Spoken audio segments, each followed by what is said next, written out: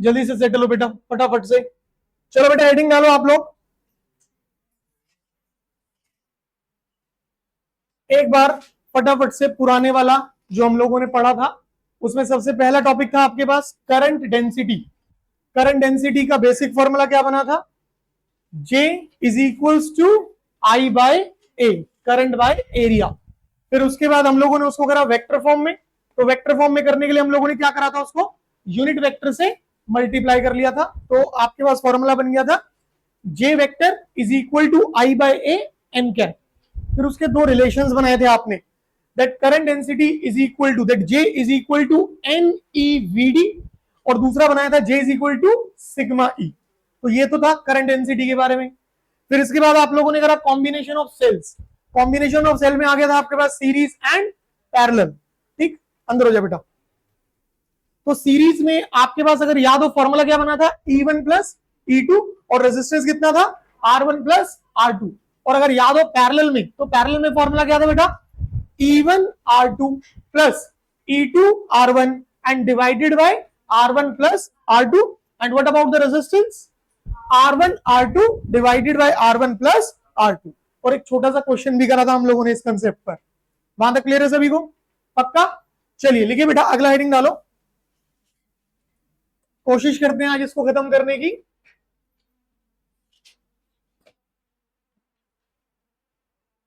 Next point आता है आपके पास पावर।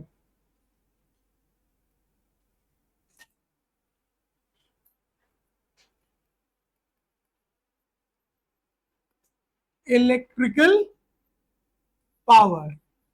बेटा आप सबका ध्यान सामने होना चाहिए। भाई अगर आप लोग इलेक्ट्रिकल पावर को या फिर सिंपली पावर को डिफाइन करते हो, तो एक तो कहते थे मैकेनिकल पावर, ठीक है, जो हम लोगों ने क्लास 11th में पढ़ा वर्क पर एनर्जी के अंदर। और अब जो आप करेंगे वो कौन सा रहेगा? Electrical power.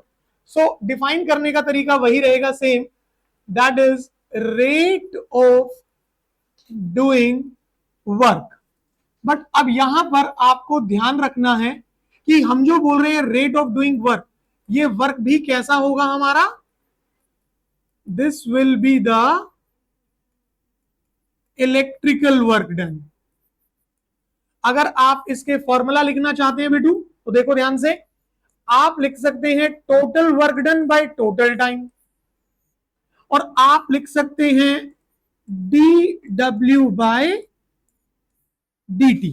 इस तरीके से अगर बेटा हम लोगों ने लिखा total work done by total time, तो ये होती है हमारी एवरेज पावर। और अगर आप लोगों ने लिखा dW बाई dt, तो ये होती है बेटा हमारी इंस्टेंटेनियस पावर। ध्यान रखना, जो एवरेज पावर है बेसिकली हम लोग इसको यूज करते हैं हमारे स्टेडी करंट के लिए। किसके लिए यूज करेंगे बेटा? Steady current. स्टेडी करंट बोले तो जो कहां से मिलेगा हमें? डीसी वोल्टेज से। ठीक, और अगर आप बात करते हैं इंस्टेंटेनियस पावर की बेटा, तो ये किसके लिए होगा हमारे पास बेटा? For AC current, alternating current कह लीजिए, और या फिर इसी को क्या कहते थे? Instantaneous current. तो जब बात होगी एसी वोल्टेज की, तो मेजॉरिटी हम क्या लेकर के चलेंगे? Instantaneous power. और अगर बात होगी डीसी वोल्टेज की, तो हम क्या लेकर के चलेंगे बेटा? Average power. सिर्फ ये पॉइंट याद रहेगा सबको? पक्का? अब यहां पर आप लोग इसका फॉर्मूला बनाओ प्रॉपर तरीके से। देखो ध्यान से, हम लोगों ने पावर को कितना लिखा बेटा? It is simply the work done upon time. But याद करो, amount of work done in order to move a charge. अगर हम लोग एक चार्ज को मूव कराने के लिए वर्क डन करते हैं, तो उसी को हम क्या कहते हैं बेटू? हम कह सकते हैं इलेक्ट्रिक पोटेंशियल, और हम कह सकते हैं पोटेंशियल डिफरेंस। भाई दो अलग अलग केसेस हो जाते हैं। अगर हम कहां से कहां लाएं चार्ज को? इंफिनिटी से गिवन पॉइंट, तब तो वो क्या रहेगा? Electric potential. और अगर हम उसको कहां से कहां लाएं?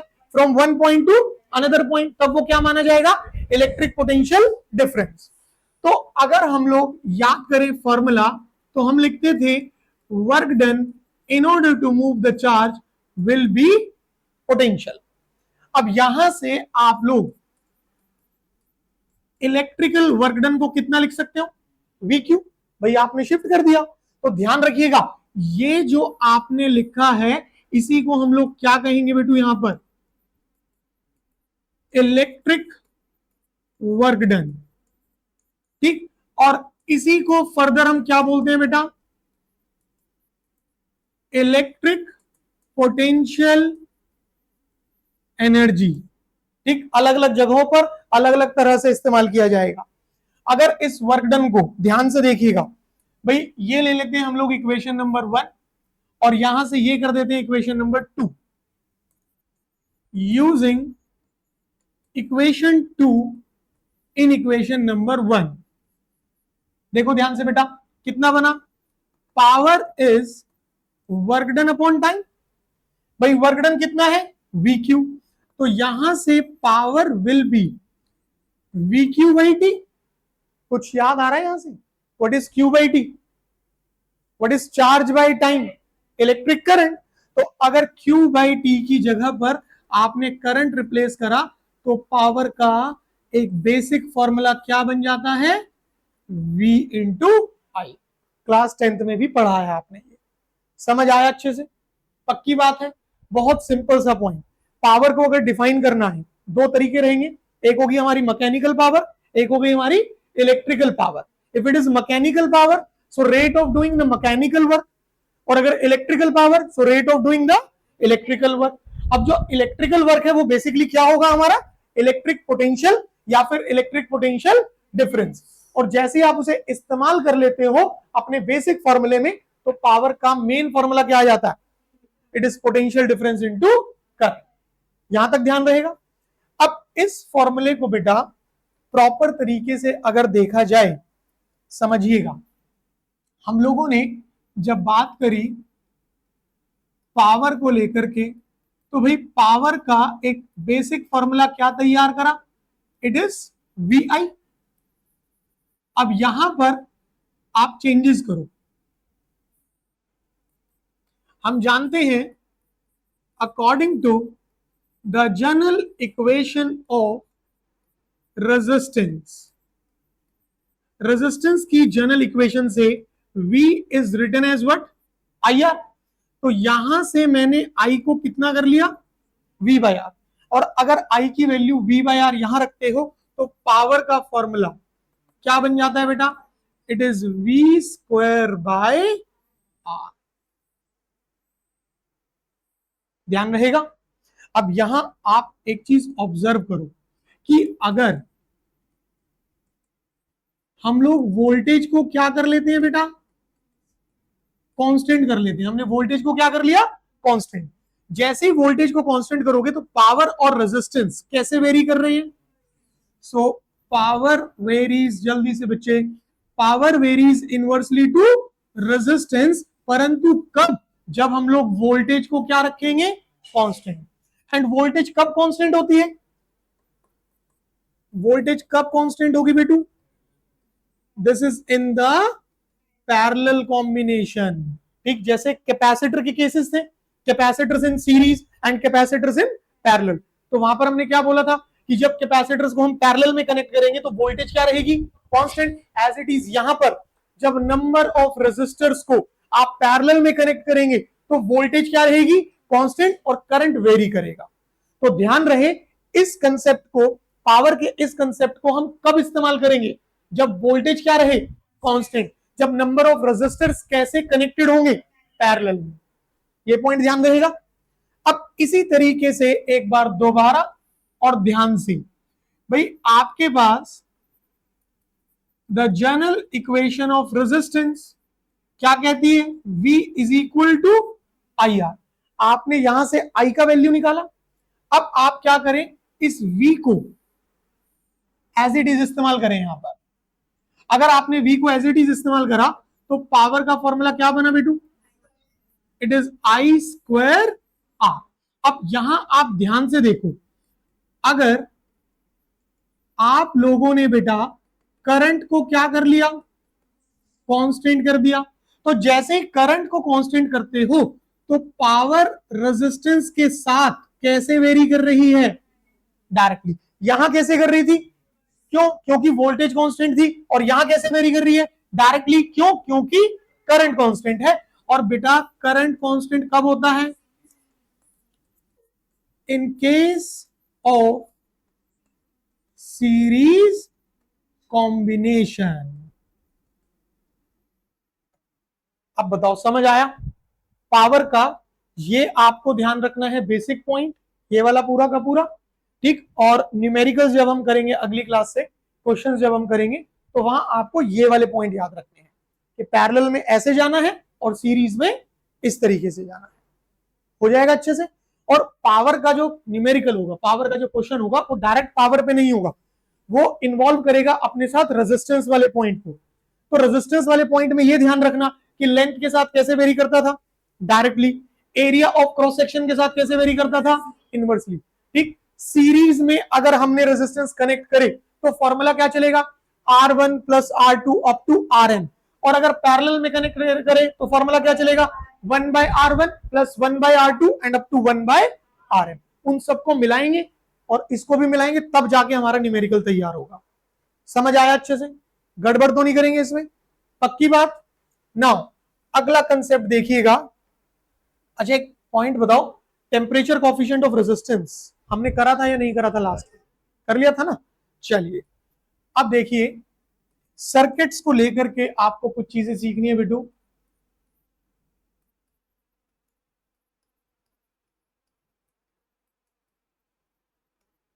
इस चैप्टर का सबसे ही ज्यादा इंपॉर्टेंट टॉपिक है बेटा, that is all about your Kirchhoff's rule, ठीक। इसने दो रूल दिए हैं, समझे ध्यान से। रूल नंबर 1, इस रूल का नाम रखा गया बेटा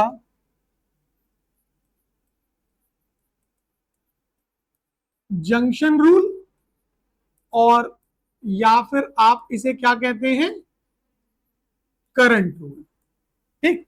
अब जंक्शन रूल या फिर करंट रूल बहुत सिंपल सी चीज है, डेली लाइफ का पॉइंट है, कुछ अलग यूनिक नहीं है, ठीक। पहले इसको समझते हैं ध्यान से। देखो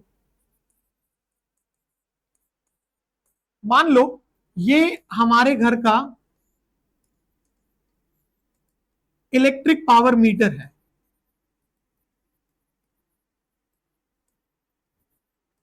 ठीक है। अब जो हमारा इलेक्ट्रिक पावर मीटर है बेटा, इस इलेक्ट्रिक पावर मीटर में बाहर पावर इलेक्ट्रिसिटी जो पोल है, उस पोल से एक पावर लाइन आएगी, इसको पावर मिल रही है।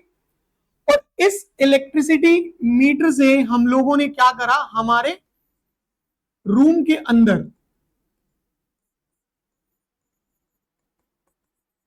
एक स्विच बोर्ड कंसीडर किया, जैसे कि अपना ये वाला स्विच बोर्ड लगा हुआ है यहां पर, ठीक है।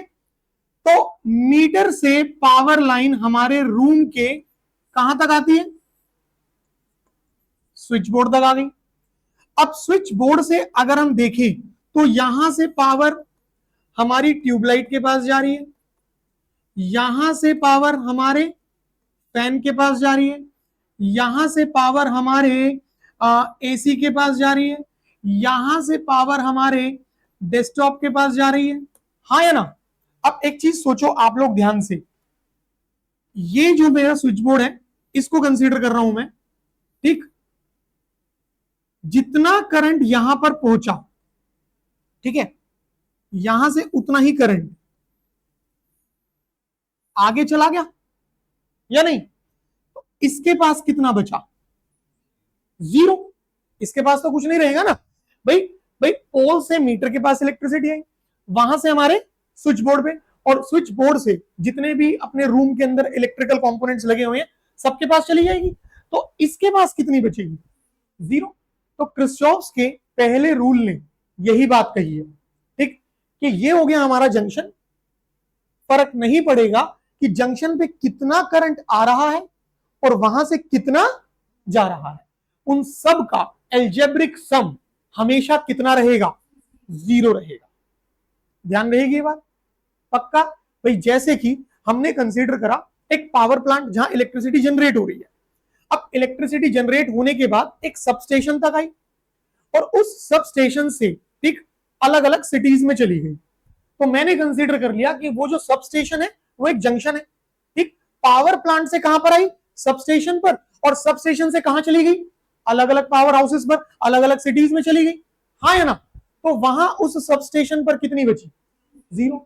तो डजंट मैटर कि कितना करंट आ रहा है और वहां से कितना जा रहा है, उन सबका एल्जेब्रिक सम हमेशा कितना रहने वाला है, 0। And this point is what, Kirchhoff's का जंक्शन रूल या फिर करंट।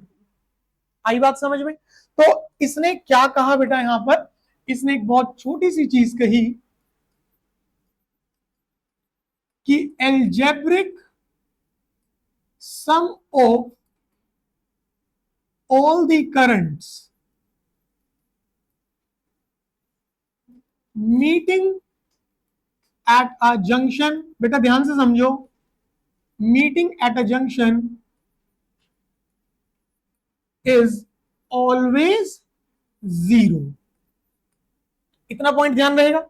अगर बात आती है कि रूल ने क्या कहा, तो रूल ने सिर्फ इतनी बात कही है, ठीक है। अब अगर हम लोग इसको बनाने की कोशिश करें तो मान लेते हैं ये हमने एक जंक्शन ले लिया P, और इस जंक्शन पे हमारे पास नंबर ऑफ करंट्स हैं। कुछ करंट जो है वो यहां एंटर कर रहे हैं और कुछ करंट जो है वो यहां से एग्जिट कर रहे हैं। I1, I2, I3, I4 and I5। अब जो रूल ने कहा, ठीक, इस रूल के हिसाब से हम लोग क्या लिख पाएंगे, दैट एट जंक्शन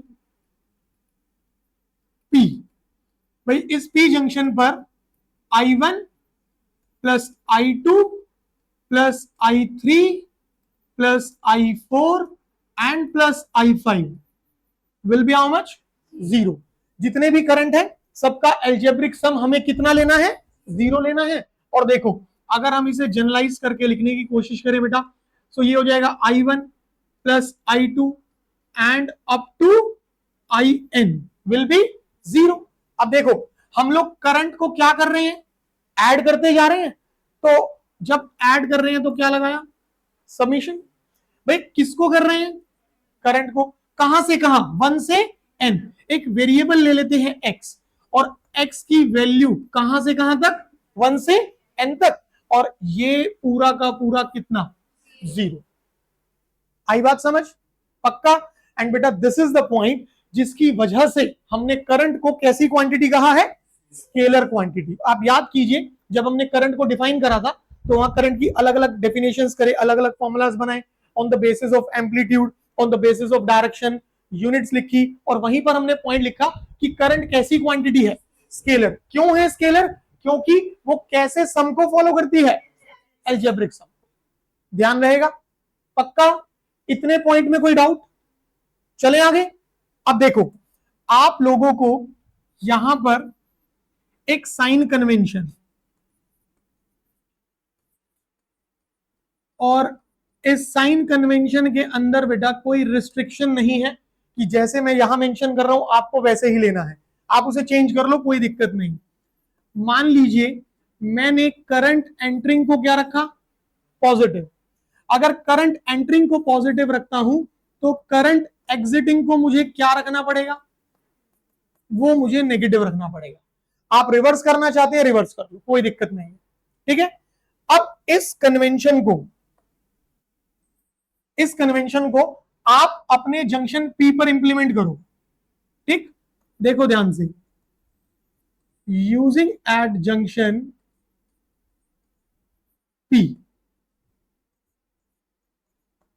अब जैसे ही तुम पॉइंट P पे लगाते हो, ध्यान से देख लो कौन कौन से करंट यहां एंटर कर रहे हैं, चेक इट आउट, I1 और I2। और बेटा एग्जिट कौन कौन कर गए, एंटरिंग वाले हमने क्या रखे और एग्जिटिंग वाले क्या रखे। चलो तो कन्वेंशन को जैसे ही इंप्लीमेंट किया गया तो हमारे पास क्या बना, भाई I1 और I2 क्या कर रहे थे, एंटर, तो उनको हम क्या रखेंगे, पॉजिटिव। नाउ I3 क्या हो गया, नेगेटिव, I4 क्या हो गया, नेगेटिव, और I5 भी, एंड इन सब का एल्जेब्रिक सम कितना, जीरो। जो एल्जेब्रिक सम है एज पर द रूल वो कितना रखना है, जीरो। भाई अच्छा, एल्जेब्रिक सम मतलब क्या होता था, जो पॉजिटिव है पॉजिटिव रखो और जो नेगेटिव है, तो इस वजह से हमने जो एंटरिंग थे पॉजिटिव रख लिए और जो एग्जिटिंग वाले थे कन्वेंशन के हिसाब से क्या रख लिया, नेगेटिव। अगर आप इसे शिफ्ट करें, I1 I2 is equal to I3 I4 and I5। अब जरा ध्यान से देखो, what about this, this is the current entering, and बेटा what about this, this is the current exiting, हाँ या ना। तो हमारे पास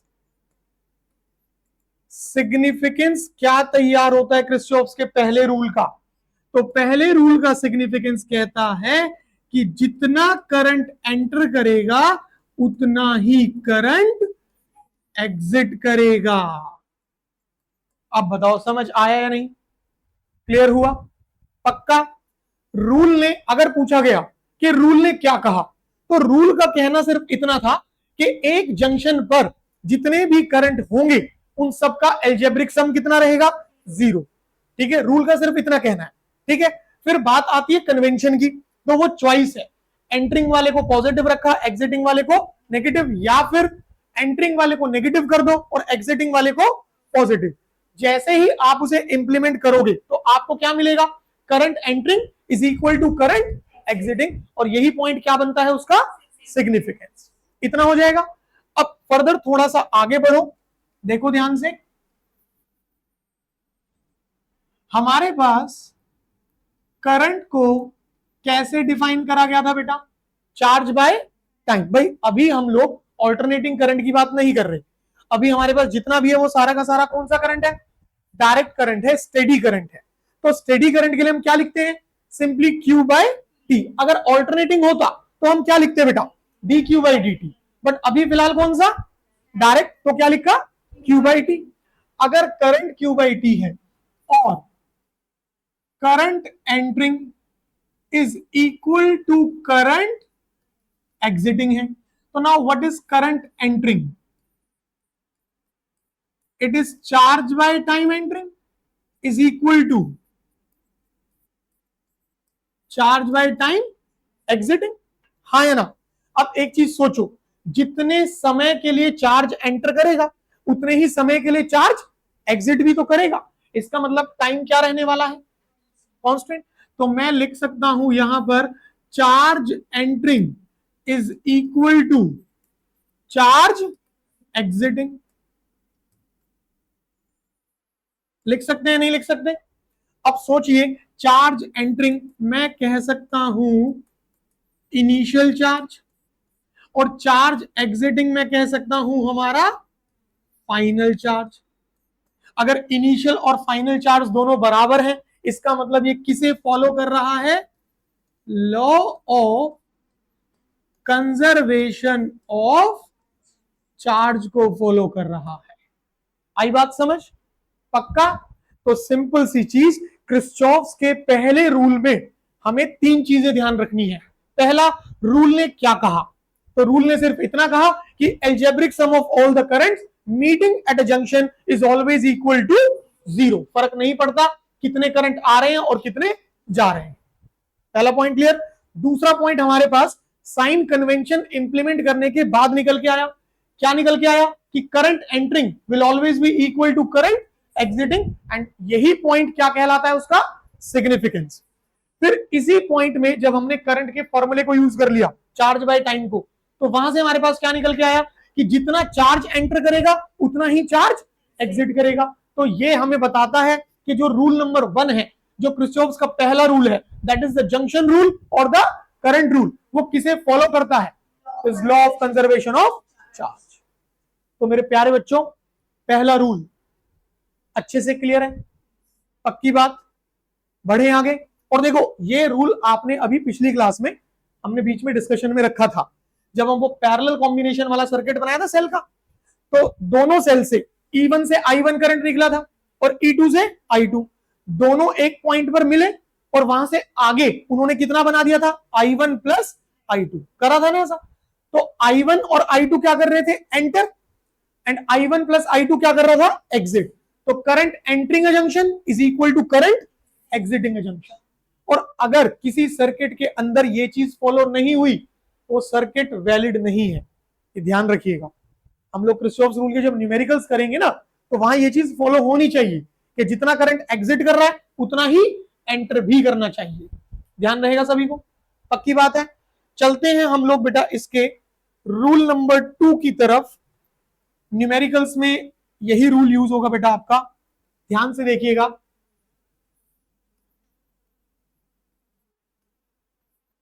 rule number 2, so rule number 2 का नाम दिया गया बेटा आप लोगों को वोल्टेज रूल और या फिर लूप रूल। ठीक, न्यूमेरिकल्स में मेजॉरिटी केसेस में आपका यही रूल लगने वाला है, तो प्लीज सभी लोग ध्यान से देखिएगा। हम लोगों ने एक सर्किट बनाया, छोटा सा बेसिक सर्किट ले रहे हैं इस तरीके से, R1 R2 R3,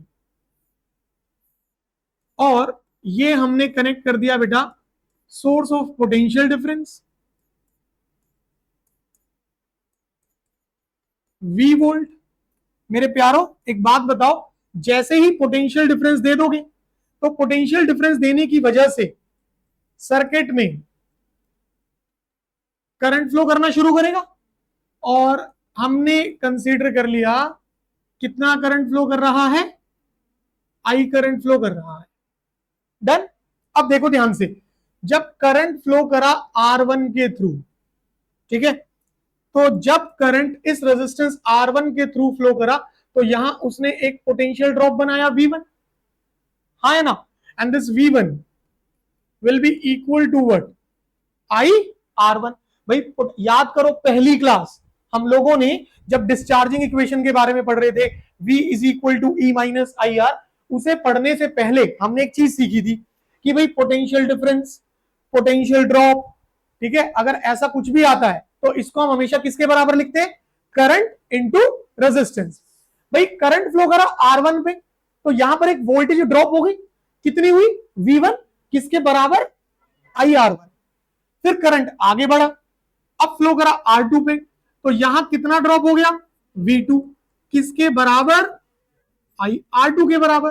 फिर करंट फ्लो करा R3 में, कितना ड्रॉप हो गया, V3, और किसके बराबर, IR3 के बराबर, हाँ या ना, क्लियर है।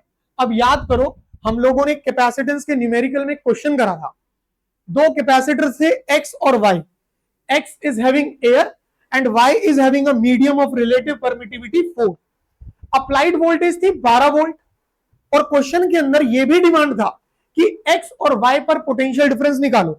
तो X का पोटेंशियल डिफरेंस आया था 9.6 और Y का आया था आपका कितना, 2.4, ऐसा कुछ आया था।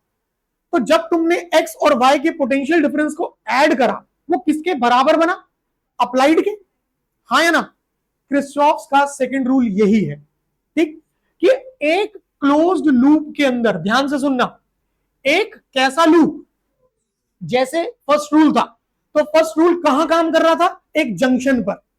सेकंड रूल कहां काम करेगा, क्लोज लूप में। नंबर कट जाएगा, इस चीज का ध्यान रखना, ठीक। अगर हमारे पास एक क्लोज लूप है तो क्लोज लूप में जितने भी पोटेंशियल ड्रॉप हो रहे हैं, अगर हम इन सब का सम करें तो वो हमेशा किसके बराबर रहेगा, अप्लाइड वोल्टेज की। आई बात समझ, पक्का, बस सेकंड रूल हो गया आपका, कोई डाउट इसमें। अब देखना, इसको लिखने के ना दो अलग अलग तरीके हैं बेटा इसके। भाई या तो हम लोग इसको कुछ ऐसा लिखें that in a closed loop, कि एक क्लोज लूप के अंदर sum of all the potential drops is always equal to the net applied potential difference, कि जितने भी पोटेंशियल ड्रॉप हुए उन सब का सम किसके बराबर होगा? अप्लाइड पोटेंशियल डिफरेंस के। या तो हम ऐसे लिख सकते हैं, ठीक है, और अदरवाइज हम क्या लिखते हैं बेटा?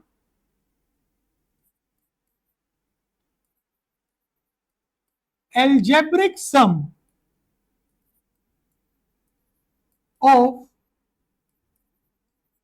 all the potential differences, ठीक, सर्किट में जितने भी पोटेंशियल डिफरेंस है इंक्लूडिंग दिस अप्लाइड वोल्टेज भी, ठीक है।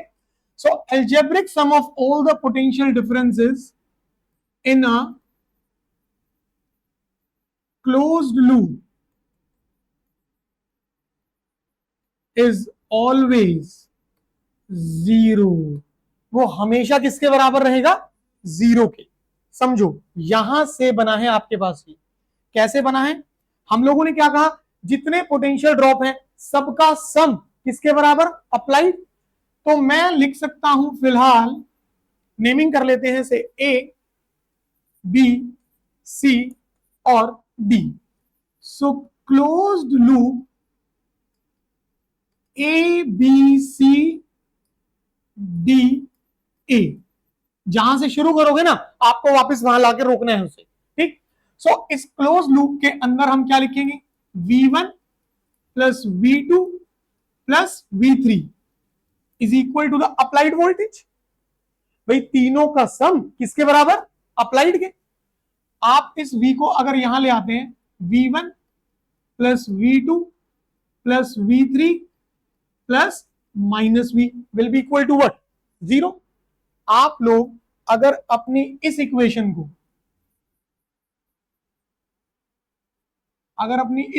को आप ध्यान से देखी तो ना, what is V1 V2 V3 and V? They all are potential difference. ये सबके सब क्या है? पोटेंशियल डिफरेंस है। पोटेंशियल डिफरेंस किस तरह की क्वांटिटी होती है? स्केलर। अगर स्केलर है तो कैसा सम? जो पॉजिटिव है पॉजिटिव रखेंगे, जो नेगेटिव है, और वो पोटेंशियल डिफरेंसेस का एल्जेब्रिक सम किसके बराबर? तो इसका मतलब आप ये भी लिख सकते हैं और ये भी लिख सकते हैं। आई बात समझ में? सेकंड रूल क्लियर हुआ? पक्की बात है। अब यहां पर आपको ध्यान रखना है, this rule always obeys the law of conservation of mechanical energy. कि ये जो रूल है वो हमेशा किसे फॉलो करता है? कंजर्वेशन ऑफ मैकेनिकल एनर्जी को। जैसे पहला रूल था, तो पहला रूल किसे फॉलो कर रहा था? Conservation of electric charge. तो ये किसे करता है? Conservation of mechanical energy. ध्यान रहेगा? पक्का? अब बेटा यहां बहुत ही इंपॉर्टेंट पॉइंट है आपका, साइन कन्वेंशन। ध्यान से समझिएगा।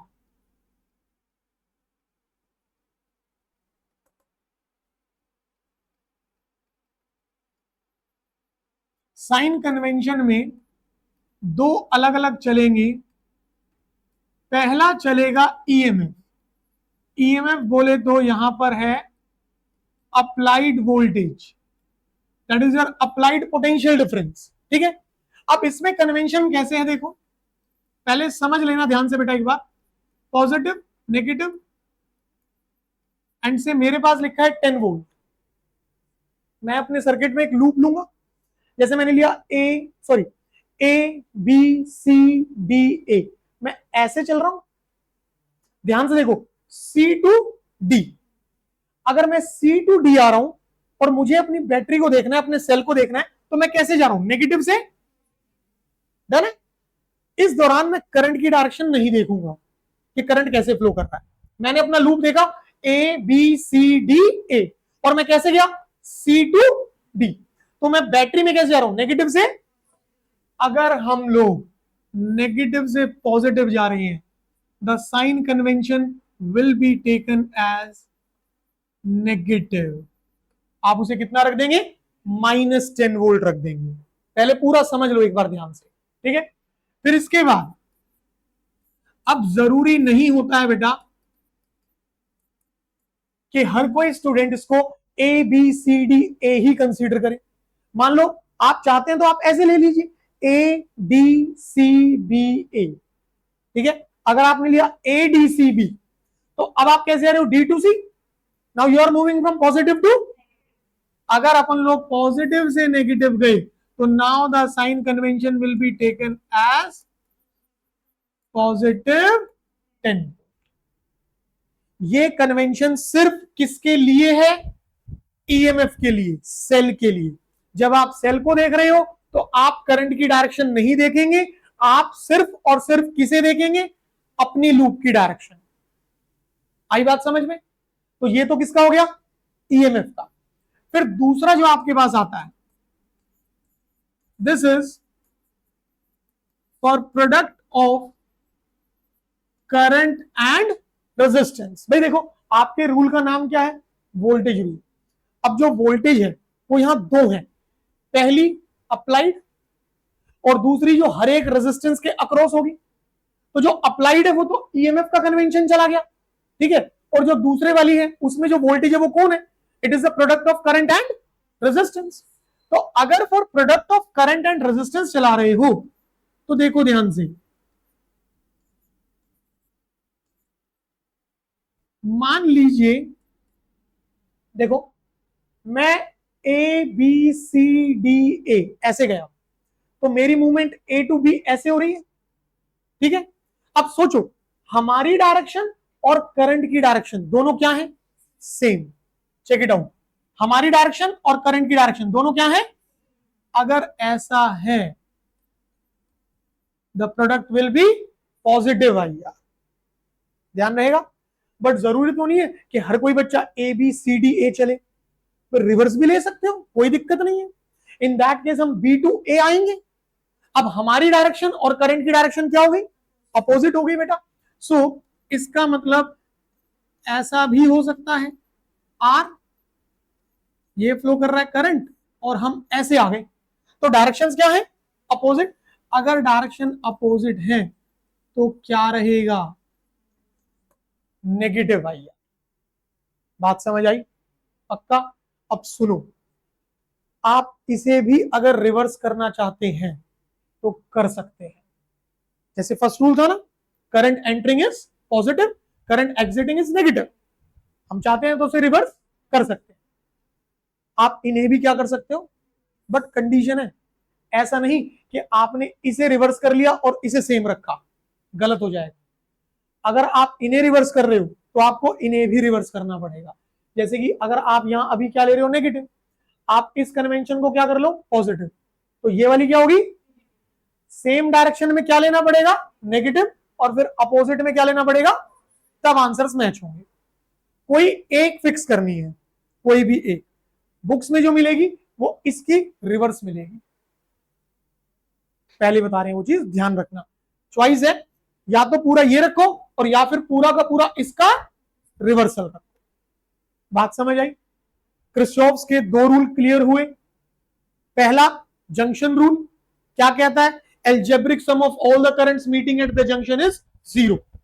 दूसरा वोल्टेज रूल क्या कहता है, algebraic sum of all the potential differences in a close loop will always equal to 0। पहला रूल किसे फॉलो करता है, law of conservation of electric charge, और दूसरा किसे फॉलो करता है, law of conservation of mechanical energy. ध्यान रहेगा, पहले रूल का significance, current entering is equal to current exiting. यहां कोई सिग्निफिकेंट पॉइंट नहीं है आपका। समझ आया अच्छे से, पक्की बात है। चलिए थोड़ा सा आगे, जो अगला टॉपिक है बेटा आपका, ठीक, अगेन न्यूमेरिकल बेस्ड है और बहुत ध्यान से समझना है। That is Wheatstone bridge. अच्छा ये बताओ, थर्ड चैप्टर आप में से किस किस का स्कूल में कंप्लीट हो चुका है। ओके, तो अभी मैं तो बताऊंगा आप लोगों को, पहले आप लोग बताइए आप लोग इससे क्या समझते हो, that what is a Wheatstone bridge, ये क्या चीज है? गेहूं पत्थर पुल, ऐसा कुछ नहीं, तो फिर क्या है ये, बताइए। Lavyanshi please throw some light on this. यार ये अंधेरा कायम रहे, जिंदगी में अंधेरा, कंसेप्ट में अंधेरा, पढ़ाई में अंधेरा, भाई जिंदगी बहुत दुर्लभ चल रही है हमारी। हाँ जिज्ञासा जी, जिज्ञासा जी कर रही है ऐसा वीट सुन भी जो। और कोई, अरे कुछ तो पढ़ा होगा ना, इस क्लासरूम में पढ़ते हैं ना, स्कूल में पता नहीं क्या ही कर रहे हो यार तुम लोग। हाँ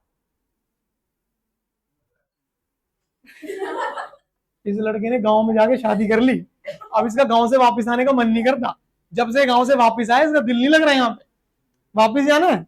अभी एक हफ्ते की छुट्टी आ रही है, चलना तो मतलब सॉरी तुम चले जाना, हम क्या ही करेंगे जाके। एनी आइडिया लव्यांशी, कुछ तो बता बेटा, नहीं गाली नहीं देनी। हाँ शाबाश, रेजिस्टेंस बहुत खूबसूरत चीज है। हाँ फिर क्या होगा?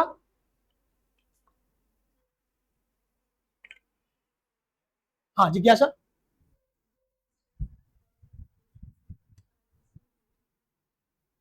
ये फाइनल कंक्लूजन है। और अगर आपको याद हो, हमने इस कंसेप्ट को क्रिस्चॉफ्स के सॉरी जो कॉम्बिनेशन ऑफ कैपेसिटर्स के हम न्यूमेरिकल्स कर रहे थे, तो उसमें एक जगह इस्तेमाल भी किया था, तो ये वो फाइनल कंक्लूजन पॉइंट है आपका।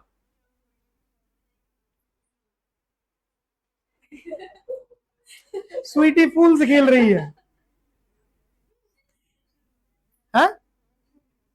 आंसर नहीं आ रहा था, बच्चों ने नहीं बताया था, तुम्हें बुढ़ापा आ गया, ये बच्चे हैं, ये मोहल्ले की बूढ़ी बैठी है जो दूसरों के घरों में कलेश कराती घूम रही है? बच्चों को नहीं आ रहा था तो सोचा एक झपकी ही ले लूं, है बदमाश। देखो समझो ध्यान से, व्हीटस्टोन ब्रिज क्या है? बेसिकली एक अरेंजमेंट जिसमें कि हमारे पास ओवरऑल 5 रेजिस्टेंसेस होते हैं, काम 4 करते हैं। जो टोटल नंबर ऑफ रेजिस्टेंस की अगर बात करूं तो कितने होंगे? 5, और उन्हें इस तरीके से अरेंज किया जाएगा, ठीक, एक तो हट जाता है, अभी देखेंगे कैसे, और जो हटता है दैट इज द गैल्वेनोमीटर। जो यहां काम नहीं करेगा वो कौन है? हमारा गैल्वेनोमीटर। तो अगर 5 में से एक गैल्वेनोमीटर उसे साइड करा तो कितने बचे? 4। 4 में से 3 जो है these are the known readings, वो हमें पता होंगे, और जो एक अननोन है हम उस एक अननोन की वैल्यू फाइंड आउट कर सकते हैं बाकी तीनों की टर्म्स में, ठीक है। So such an arrangement is what? गेहूं पत्थर पुल, that is your Wheatstone. भाई पेपर में ऐसा नहीं है व्हीट स्टोन ब्रिज, गेहूं पत्थर पुल कुछ नहीं है, ध्यान रहेगा। तो व्हीट स्टोन ब्रिज अगर हम जनरली बात करें तो क्या है बेटा? ये हमारे पास simply arrangement of 4 resistors and connected in such a way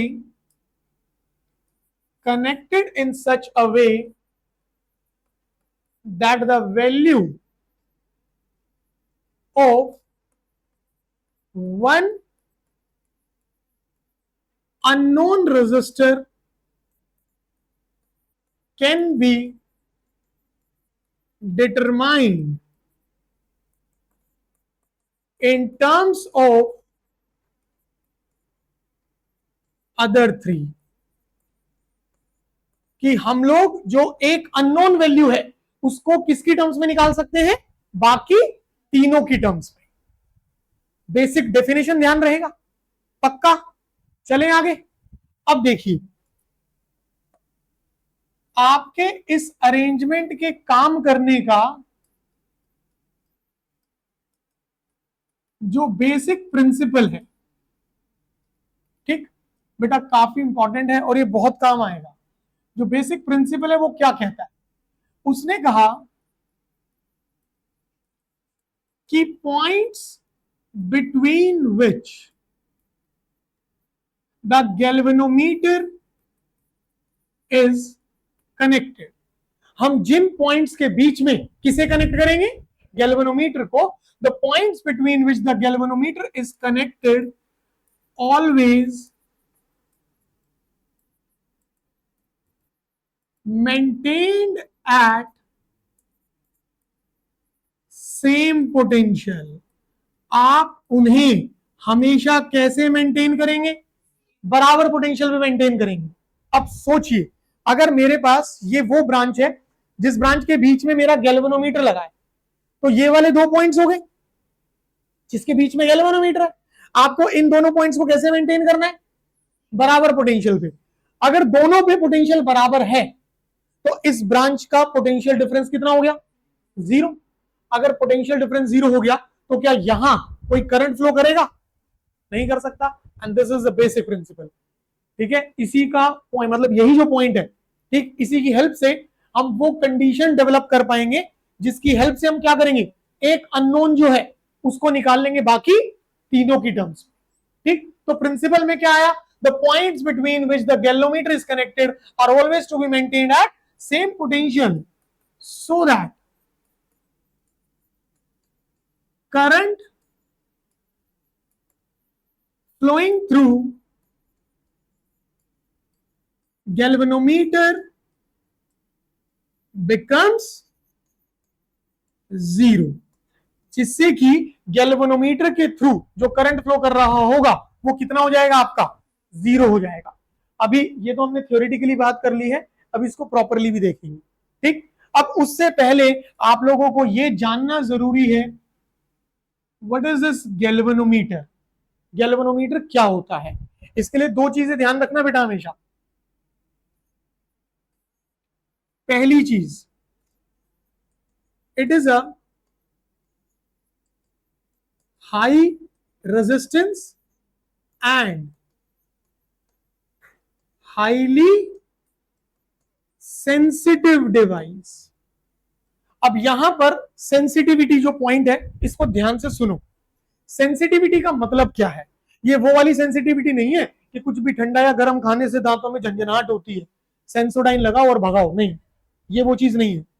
sensitivity का मतलब क्या है, मान लो एग्जांपल ले रहे हैं, एक फ्रेंड सर्कल है, ठीक है, मान लो जैसे कि ये चार बच्चे, इन चारों का एक बहुत बढ़िया फ्रेंड सर्कल बना हुआ है, चारों लोग एक दूसरे के साथ हैं काफी लंबे समय से, और हमने कंसीडर कर लिया इसमें से शिवानी को। अब हम कहते हैं यार शिवानी जो है वो बहुत सेंसिटिव है। सेंसिटिव होने का मतलब क्या हुआ कि जब ये चारों आपस में बैठ करके बात कर रहे हैं और इन्होंने अगर शिवानी को हल्का सा भी कुछ कह दिया तो उसने रोना धोना मचा दिया। होता है ऐसा कभी कभार फ्रेंड सर्कल के अंदर, कोई एक दोस्त ऐसा होता है ना कि आपने बहुत छोटी सी कोई बात कही है, ठीक है, और उसी छोटी सी बात को लेकर के उसने इतना रोना धोना मचाया कि बाकी तीनों का मन करा या तो इसे जिंदा जमीन में गाड़ दे और या इसे सर्कल से बाहर कर। होता है नहीं, तो क्या कहेंगे, यार Shivani is very much sensitive. Galvanometer के सेंसिटिव होने का मतलब क्या है कि थोड़ा सा करंट फ्लो करेगा, करंट जो होगा वो बहुत थोड़ा, बट उसमें डिफ्लेक्शंस जो होंगी वो लार्ज स्केल पर आएंगी। तो जब कभी कोई भी डिफ्लेक्शन वाला अरेंजमेंट हमारा हो, जैसे वोल्ट मीटर है, एम मीटर है, गैल्वेनोमीटर है, ठीक है, ये सारे कैसे अरेंजमेंट है जिसमें डिफ्लेक्शन से रीडिंग्स निकलती है हमारे पास। तो अगर इन अरेंजमेंट्स में बहुत थोड़ा करंट फ्लो कराया जाए और डिफ्लेक्शंस क्या है बहुत ज्यादा, तब हम कहेंगे कि हमारी डिवाइस क्या है, सेंसिटिव है। तो गैल्वेनोमीटर जो है वो क्या है, it is a high resistance and highly sensitive device.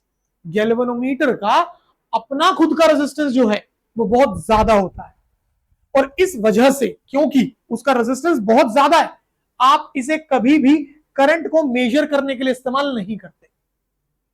ठीक है, सिर्फ और सिर्फ कहां यूज किया जाएगा, करंट की प्रेजेंस को डिटेक्ट करने में कि भाई करंट है या नहीं है। आपको ये नहीं बताएगा कि कितने एम्पियर का करंट है, कितने मिली एम्पियर है, कितने माइक्रो एम्पियर, नो।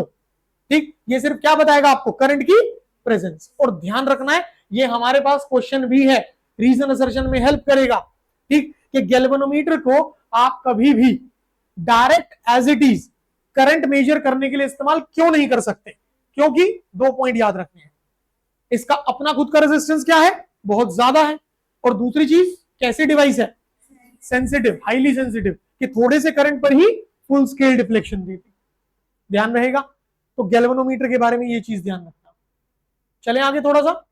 अब प्रिंसिपल को समझने के लिए और इसकी बैलेंस कंडीशन जो कि काफी इंपॉर्टेंट पॉइंट है, उसको निकालने के लिए बेटा एक सर्किट तैयार करा जाएगा। और बेटा यहां आप लोग अभी किरचॉफ्स के रूल्स को इंप्लीमेंट करना सीख जाएंगे।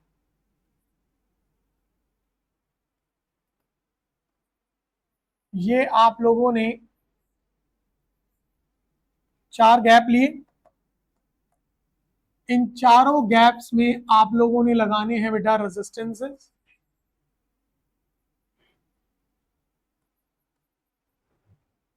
वेट करो बेटा, P Q R और ये S। इन 2 पॉइंट्स के बीच में ये हम लोगों ने लगाई है एक टैब की, और ये रहा आपका गैल्वेनोमीटर।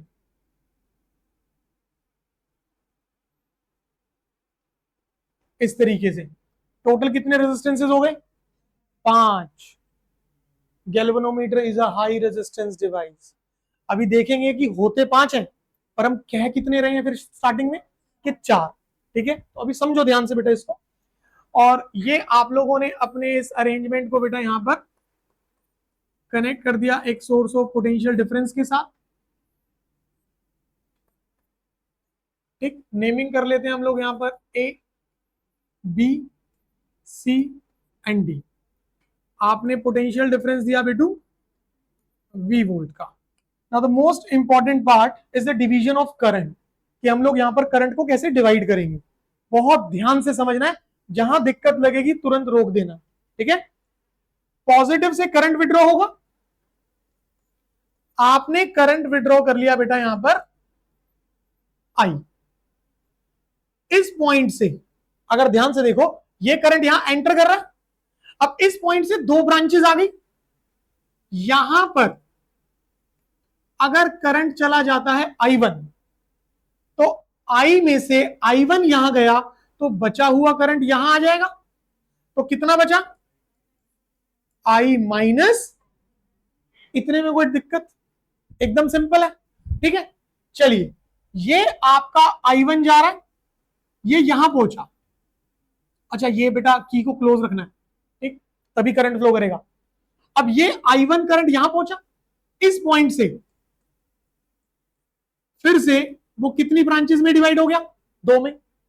भाई ये I1 आया, I1 में से यहां पर हमने कर दिया IG, the current through the galvanometer.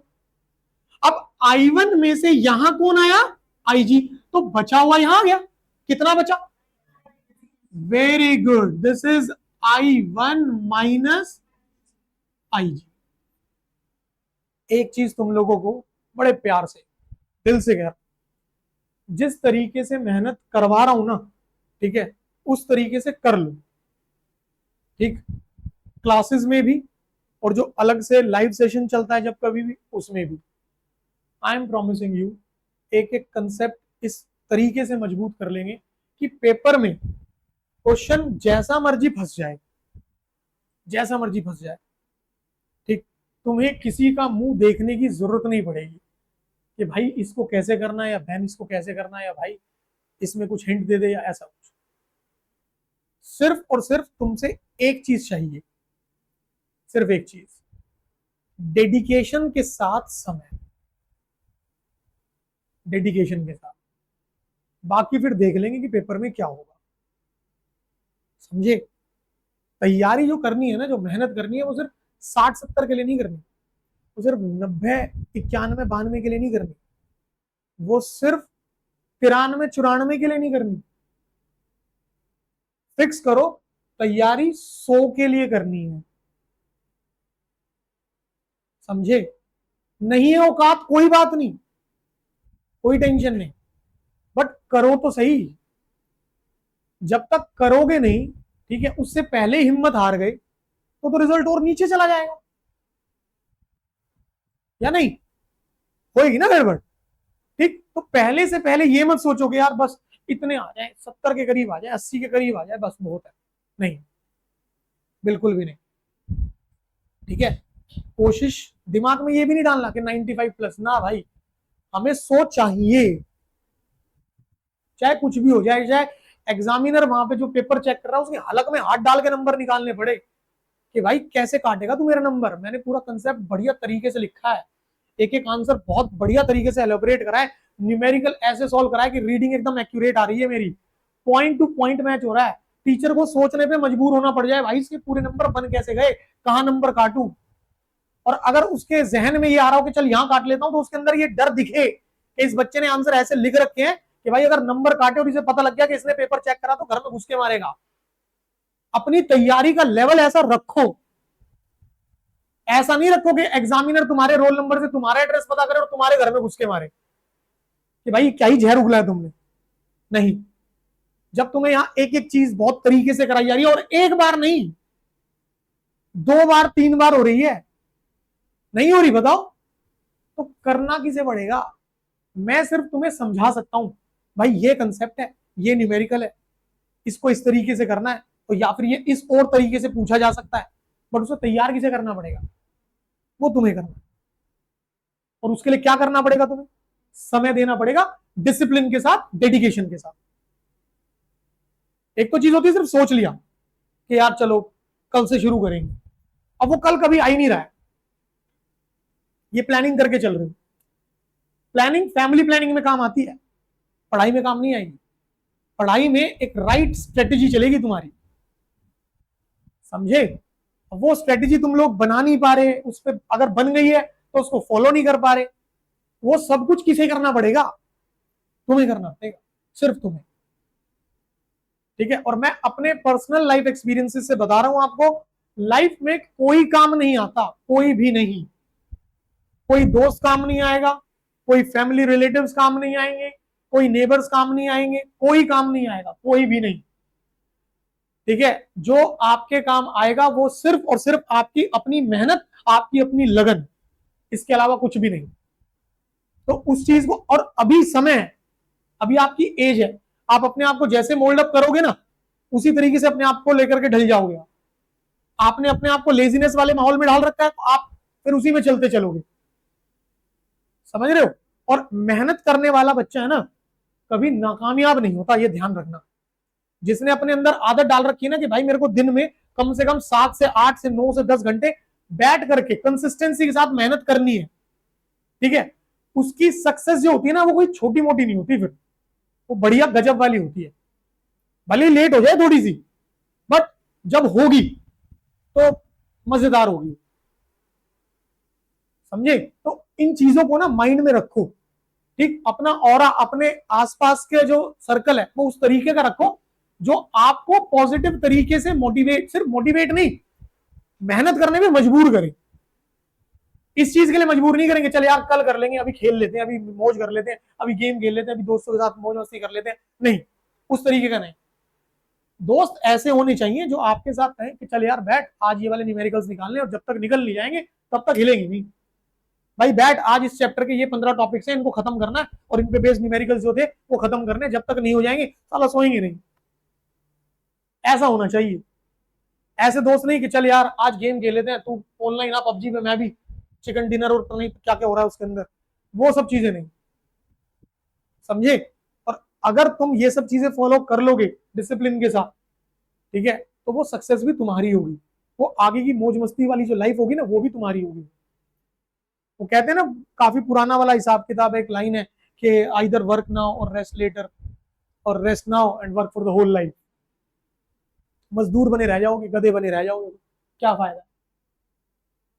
हाँ, वही सरकारी नौकरी वालों की तरह 60 साल की एज में रिटायर होना, रिटायरमेंट के बाद जो कुछ आ रहा है, 60 साल की एज में तुम्हारे घुटने काम नहीं कर रहे भाई, क्या ही कर लोगे फिर, बीमारियों से घिरे पड़े हो या नहीं। तो इस लेवल पे अपने आप को तैयार करो, ठीक है, कि early retirement and then have fun for the whole life. 40-45 में अपने आप को रिटायर करो, और उसके बाद पूरी लाइफ टाइम अपने आप को भी और पेरेंट्स को भी खूब आनंद दिलाओ। वो वाली प्लानिंग नहीं होनी चाहिए कि 60 साल तक काम ही कर रहे हो और टिफिन टांग के जा रहे हो, चलो भैया मेट्रो में ऐसे पकड़ के, ऐसी लाइफ प्लान कर रहे हो क्या? नहीं ना। फिर और अगर बढ़िया चाहिए तो भाई फिर उसके लिए मेहनत करनी पड़ेगी, ठीक है, नहीं तो इस सर्किट की तरह उलझे रह जाएंगे। चलो सर्किट पे बात आई तो वापस आ जाते हैं। तो यहां से करंट कितना आया आपका, आई, यहां से डिवाइड हो गए I1 और यहां I माइनस I1, इस पॉइंट से यहां कितना गया IG, यहां कितना आ गया I1 माइनस IG जो बचा हुआ था। अब जरा ध्यान से देखना, इस पॉइंट पर ये वाला करंट और ये वाला करंट दोनों मीट कर गए, तो बेटा यहां कितना फ्लो करेगा, this going to be I minus I1 and plus IG, हाँ या ना।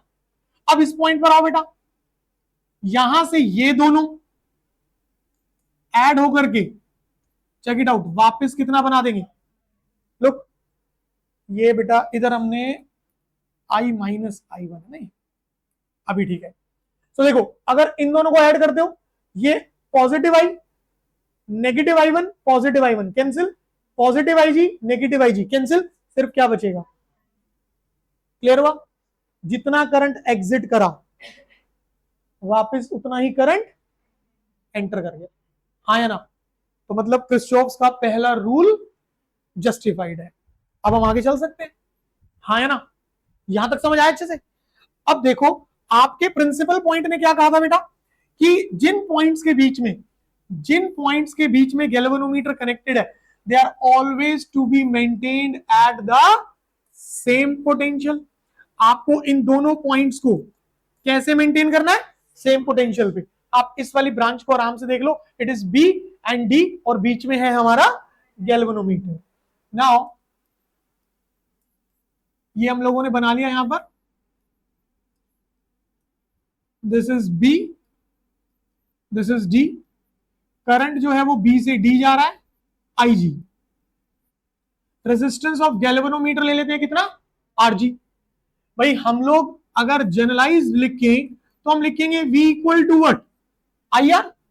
अब मैं पोटेंशियल डिफरेंस लिख रहा हूं B और D के बीच में, तो VBD will be current in the branch BD and resistance of the branch BD, ये होगा।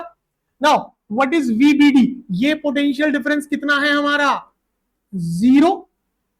भाई दोनों पॉइंट्स पर पोटेंशियल क्या है, सेम, तो पोटेंशियल डिफरेंस कितना हो गया, 0। Now 0 is equal to what is IBD, this is IG and this is RG, ये चीज बनी।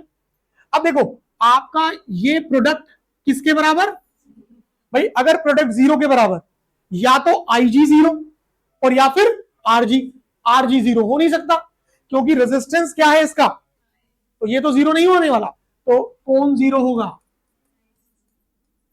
IG will be 0। समझ आया, क्लियर हुआ। नाउ ये इंपॉर्टेंट पॉइंट है and what we call it as, this is the condition under which the Wheatstone bridge is balanced. ये वो कंडीशन है जिसमें हमारा व्हीटस्टोन ब्रिज क्या हो जाएगा, बैलेंस हो जाएगा। दो पॉइंट्स हैं, under what condition the bridge is balanced, और दूसरा what is the balance condition. अभी हमने बैलेंस कंडीशन नहीं देखी है, अभी हमने क्या देखा है, हमने वो कंडीशन देखी है जिसमें कि वो क्या हो जाएगा, बैलेंस हो जाएगा। यहां तक कोई doubt, and about the circuit clear है, पक्का। अब देखो क्या करना है, आप लोगों को बेटा साथ साथ इंप्लीमेंट करने की कोशिश करनी है और निकालते हैं फाइनल आंसर। सबसे पहले मैंने लूप ली ABDA,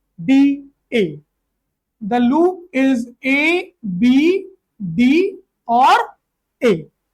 मेरे बच्चों ध्यान से ऑब्जर्व करो, मैं कैसे गया, A to B, फिर B to D और फिर D to A, ऐसे आ रहा हूं ना। हमने क्या सीखा, अगर हमारी डायरेक्शन और करंट की डायरेक्शन सेम है तो प्रोडक्ट विल बी पॉजिटिव, और अगर अपोजिट है तो product will be, check it out, direction क्या है, प्रोडक्ट विल बी, डायरेक्शन क्या है, प्रोडक्ट विल बी अब डायरेक्शन क्या है, प्रोडक्ट विल बी, बात समझ आई। सो लिखते हैं इसको। सो कितना होगा, product of current and resistance it is positive of I1 into P, ये वाली ब्रांच में। फिर इधर आते हैं, so again positive, it is product of IG into RG। भाई इस ब्रांच में जो प्रोडक्ट होगा वो किसका होगा, current through galvanometer into resistance of galvanometer, वो बना लिया। और अब ये वाली ब्रांच में हो, सो प्रोडक्ट क्या होगा, माइनस में। सो माइनस ऑफ कितना है बेटू, I माइनस I1 इंटू, भाई लूप कंप्लीट हो गया, algebraic sum will be what. कोई डाउट किसी को, विनायक भाई समझ आया। नाउ अकॉर्डिंग टू प्रिंसिपल बेटू, अगर आप प्रिंसिपल पॉइंट को देखते हैं, व्हाट इज IG, जीरो। अगर IG को जीरो कर देते हो तो ये हट गया, इस नेगेटिव को शिफ्ट करो, आपके पास कितना बना, I1P is equal to I minus I1S।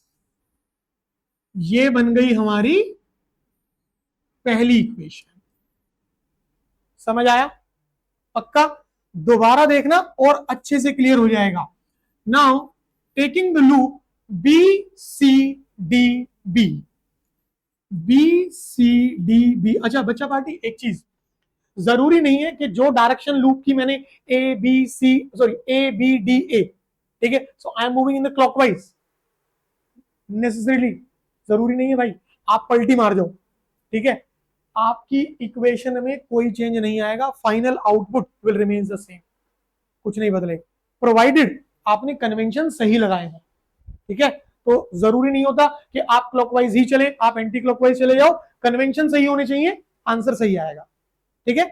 अब यहां चलते हैं हम लोग, BC, ये में आ गया B to C, फिर आ गया बेटा C to D, और फिर ये चला गया मैं D to A। डायरेक्शन क्या है, सेम। सो क्या रहेगा, positive of I1 minus IG into Q, इधर वाला बेटा, ठीक है। फिर यहां पर आ जाओ, अब डायरेक्शन क्या है, क्या करोगे, नेगेटिव। सो माइनस ऑफ कितना है, I minus I1 plus IG, और इंटू कितना कर देंगे, R, ये हो गया। इसके बाद ये ऊपर गए और IG नीचे, फिर से क्या करेंगे, product will B negative, minus IG into loop complete, algebraic sum कितना, समझ आई बात। बट बेटा हम जानते हैं as per the principal point IG कितना है, अगर IG जीरो है, आपका ये जीरो हो गया, आपका ये जीरो हो गया, और ये पूरा ही जीरो हो गया, हाँ या ना। अगर अपन लोग शिफ्ट करें बेटू, तो यहां से कितना बचा, I1Q negative of this into R, इसे शिफ्ट करो, कितना बचा, I minus I1 into R, let it be equation number 2, इसे इक्वेशन नंबर 2 कर लो। कोई डाउट, आगे आंसर, दोनों का ratio low, taking first by second. जैसे आपने रेशियो रखा बेटा, I1 से I1 गया एंड I माइनस I1 से I माइनस I1, कितना बना, P by Q, P by Q is equal to S by R। हमें बेसिकली क्या चाहिए, गैल्वेनोमीटर से लेफ्ट, गैल्वेनोमीटर से P by S and Q by S को यहां लाओ, Q को वहां, P by S is equal to Q by R। और ये जो इक्वेशन बनी है, ठीक ध्यान से देखो भाई, अगर 3 पता है और 1 नहीं पता तो अननोन की वैल्यू निकल सकती है ना, and this is known as what, balanced condition of Wheatstone bridge. इसी को क्या नाम दिया जाता है, balance condition of Wheatstone bridge. यहां तक अभी वैसे इसमें एक पॉइंट बाकी है, बट यहां तक सारा क्लियर हो, अच्छे से पक्का कर पाएंगे। मैं इसको शेयर कर दूंगा, नोट्स प्रिपेयर करेंगे प्रॉपरली, ठीक है। और जो कल वाली क्लास होगी, कल से हम न्यूमेरिकल शुरू कर रहे हैं, ठीक। तो पहले जो हम क्वेश्चंस करेंगे, अपना क्रिस्चॉफ्स रूल से पहले जितना पोर्शन है, आप लोग उसे अच्छे से रिव्यू करके आए, कल की क्लास में वहां के मेजोरिटी क्वेश्चंस निकालेंगे, ठीक है। चलो मिलते हैं बेटा नेक्स्ट में।